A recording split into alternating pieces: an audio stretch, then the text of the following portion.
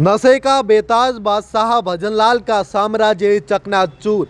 Jodhpur range IG विकास कुमार के नेतृत्व में नशे के कारोबारियों के खिलाफ चलाया गया महाअभियान अपने चरम पर पहुंच चुका है।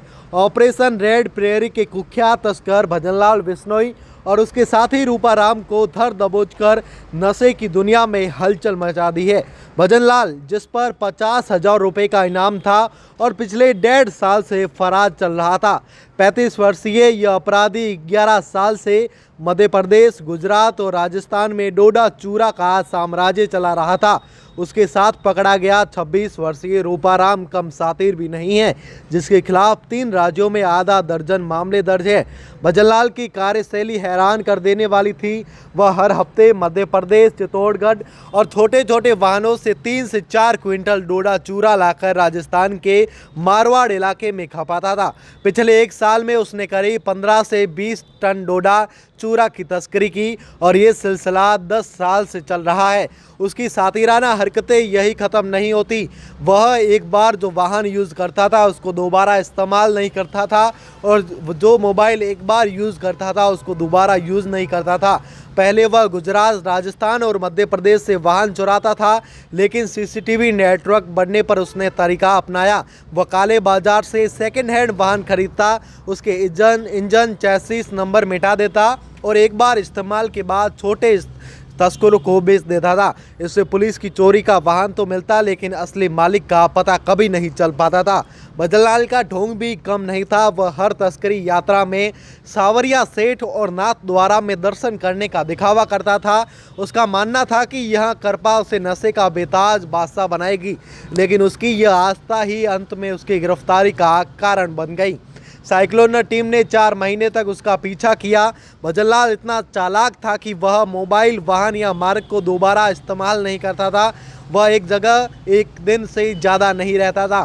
फिर भी उसका करीबी ड्राइवर, जो उसका स्वतंत्र साम्राज्य का सपना देख रहा था, पुलिस का मुखबिर बन गया और उसे ही धोखा दे दिया। पिछले साल एक सड़क हादसे में भजनलाल का कंधा टूट गया था, जिससे उसकी गतिविधियां सीमित हो गई थी।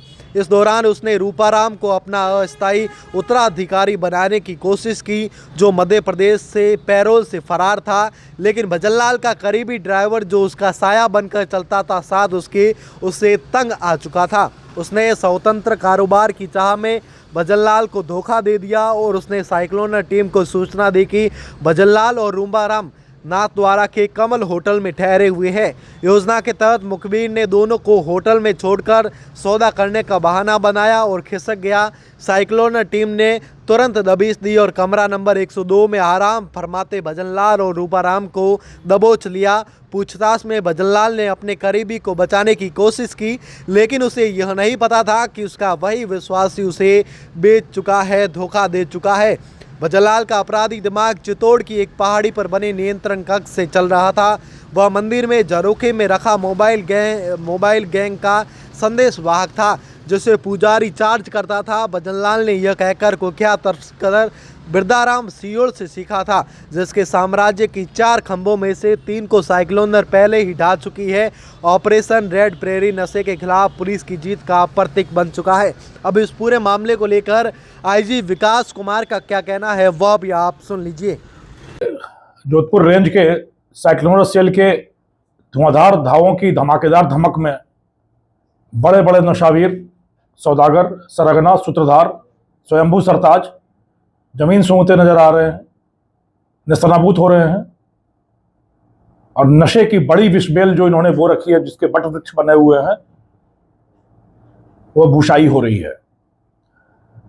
नशे के इस महा प्रकोप के खिलाफ जनसाधारण के साथ मिलकर जोधपुर पुलिस ने महामुहिम छेड़ रखी है, जिसके तहत जितने ये बड़े सिपासालार हैं जो नशे की मादक द्रव्यों की आपूर्ति कर रहे हैं, उन पर गाज गिराई जा रही है। और दूसरी तरफ जो खपत है, जो मांग है, जो मनुहार के तहत अफीम और डोडा चूरा परोसने की कवायद थी, लंबे समय से चल रही परंपरा थी, उसको समाप्त करने के लिए जन जन में अलख जगाया जा रहा है।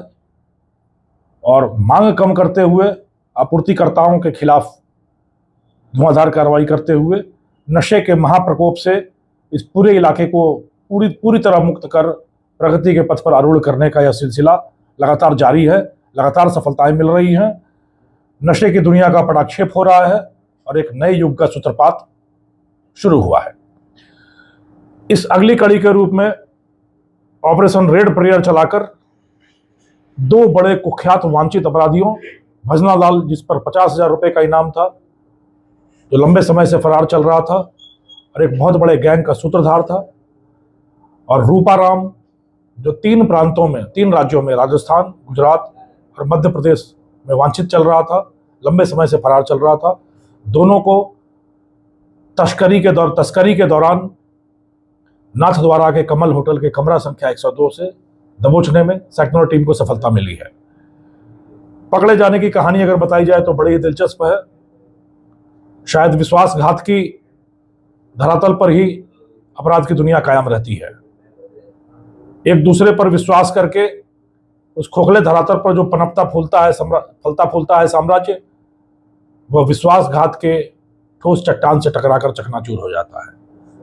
भजना लाल ने जिस पेट्रोल पंप पे काम किया उसी के साथ विश्वासघात करके वहां 10 लाख की लूट की। जिस गुरु से नशे के कारोबार का ककारा सीखा उससे विश्वासघात करके स्वतंत्र गैंग बनाया और प्रतिस्पर्धा की, और अंत में उसी के सबसे विश्वासी सिपहसालार ने स्वतंत्र अस्तित्व बनाने के संघर्ष में उसके साथ बड़ा विश्वासघात किया और उसको उसकी मंजिल जेल की सलाखों के पीछे पहुंचा दिया। जिस तरीके से यह गैंग काम करता था बड़ा ही रोमांचक था। चित्तौड़गढ़ की भदेसर की एक ऊंची पहाड़ी पर इन्होंने अपना केंद्रीय नियंत्रण कक्ष बना रखा था। वहां रखे एक छोटे से फोन में कि ड्राफ्ट में मैसेज छोड़े जाते थे और उस बहाने आपस में संदेश प्रसारित होता था। उसी तरीके से काले बाजार से वाहन 2 सेकेंड हैंड खरीदे जाते थे। उनका इंजन नंबर और चेसिस नंबर मिटाकर एक बार इस्तेमाल किया जाता था और फिर उसको नशे के छोटे व्यापारियों को बेच दिया जाता था। इंजन नंबर और चेसिस नंबर इसलिए मिटाए जाते थे ताकि पुलिस उस वाहन के असली मालिक तक पहुंचकर खरीदारों का पता लगाकर उन तक ना पहुंच पाए। तो यह बहुत ही दिलचस्प तरीका था।